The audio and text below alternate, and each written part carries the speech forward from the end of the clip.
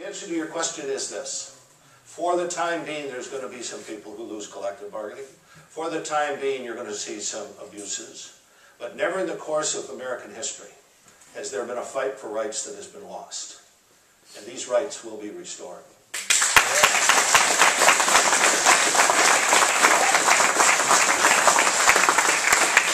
In regard to what you were just talking about, you know, the strength of, historically, the strength of Wisconsin education has been the training of the teachers here and the high standards that we've set, which I know most people here are aware of that. I agree. I believe historically we have been the #1 exporting state of teachers, which means the training and the standards that we set here are valued throughout the United States very highly. Yes. So what justification has been given for, from what I understand, is a provision in this bill that would remove... I'm really broken about this. Let me tell you, I don't have Spooner's numbers here, but I do have Rice Lake, Superiors, and Ashland. But it'll fit for Spooner as well. In yesterday's paper, the Journal Sentinel pointed out that there are some communities that get increases in state aids, while most other communities like this one see a deep decrease in the amount of state aids. Let me tell you the three that get an increase. Nicolay. Nicolay is in southern Wisconsin. They get a 2.9% increase. Their equalized value per student, that's the amount of wealth they have behind every student, is $3,729,000. Their median household income is $51,000. Now let me use Rice Lake because it is closest to you. Rice Lake loses 10%. Rice Lake's median income is 1/6 of what Nicolay's is. Their median income is $14,000. Let me use Pewaukee, that sees a 7.4% increase. Their equalized value is $1.1 million. Their median household income is a mere $89,000. Translate that to Superior, which sees a 10.2%, has the equalized value of 1/3 of Pewaukee, and has half the income.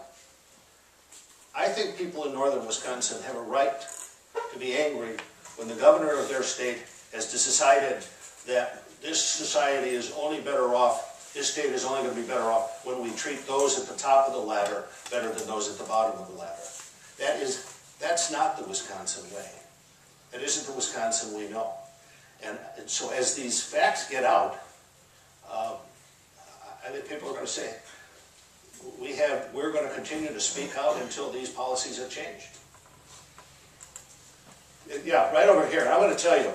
So I'm at this rally. On Saturday. There's 100,000 of our new friends, and we're literally being swarmed. You want to know who's pushing his wheelchair? Jesse Jackson.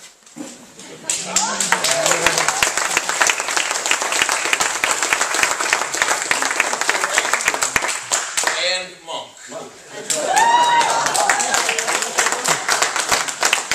And he ran over my foot. You said that he's going to be making decisions in this bill regardless of current state law. Yeah. How can he break the law in making decisions? And my guess is there's going to be some legal challenges to that once they start doing it. I don't know how you can ignore the law. I mean, I guess they think that the legislature can change the laws however they fit, and legislators can. But it's not going to look good in the eyes of the public. And I don't know how these legislators are going to defend themselves that voted for this bill. What are they going to say? Yep, that's what I meant, to have dental care being taken away? Or whatever the issues are. They're going to cut hundreds of thousands of dollars. And there's a provision in there that says that if they have to submit a plan to Washington, D.C. And the language is, if the Department of Health and Human Services in Washington, D.C. doesn't accept the plan, we're going to take 55,000 poor people off of Badger Care. How many of you are a bit stunned that children and working parents are being held hostage while wealthy individuals corporations get tax breaks? Yes, sir. I don't want to say that this is refused through the court system on this budget bill. Are we back at square one and start all over? Let's get to this point and then figure out what happens. If there is an injunction,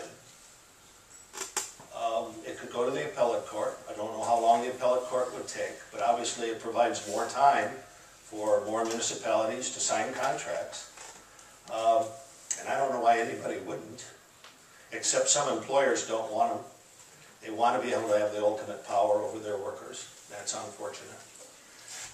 But that's one option. The other option is they could call us back in and do the bill the way it was originally written. The next question is, would you leave the state again? I think I'd have to ask my wife. I don't think she'd say yes. I think we have made our point, and I think they would look very bad, even worse than they have. My feeling is that you wouldn't have to leave. You know, what disappoints me is this is government of the people, by the people, for the people, and that was certainly indicated as such. And what do we have, an ego trip down there that says, the hell with it, I'm going to do my own way? Well, it would be government in spite of the people. Well, And I don't think we want that to be our motto in Wisconsin. Yes, ma'am? Can you see the overall picture of what the Republican Party more or less wanted to do to the American people, not just in Wisconsin, but all over the United States, with taking away public education, taking away certain things that helps them to survive, to make it so that you have the ones who have and the ones who have not, like they had in the Dark Ages? It's hard for me to discuss what the Republican Party is trying to accomplish, because I think the Republican Party is greatly confused about its own identity today. There are many in the Republican Party, moderates, good, decent people who have a different point of view than I may have, but they want the best for this country, who are ashamed of what is happening. This election certainly moved the landscape, but they believe they were given a mandate to govern according to their fundamental beliefs. And that's a scary thought, because none of us in public office, if we're conscious about the people we serve, can ignore points of view that are different than ours, especially when there is a strong majority who are different than ours. And so I think that you are now seeing a resistance to the election. They overreached. We thought they would overreach. We didn't think it would happen in the first 60 days. Imagine, you know, the guide of a governor or a president is the first 100 days. I've told this to the governor's staff and many Republicans. That defines your administration. It defines how you're going to function for the next 3 years. And this governor doesn't have a very good image. It's not good for Wisconsin. When businesses look at Wisconsin, they want to come into a state that's stable, that has good schools, where people are united. They want good workers, and they see a state that is badly fractured. That is not good for Wisconsin, and we must find a way to work together to get that back in place, because we want what's good for Wisconsin. But we want it good. What's good for Wisconsin is good for our workers, too. And so we're going to continue to make that effort.